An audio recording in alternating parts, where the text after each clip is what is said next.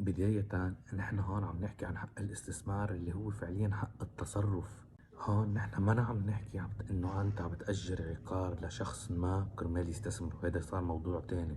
هيدا صار بيقولوا له عقد استثمار، شي غير كليا. نحن هون عم نحكي عن ملكية العقار كرقبة وكاستثمار. عن ملكية العقار عم نحكي كيف بتنفصل وأمرار ما بتنفصل، فتلقائيا مالك الرقبة هو بيكون مالك الاستثمار في حال ما تم فصله خلال عملية البيع.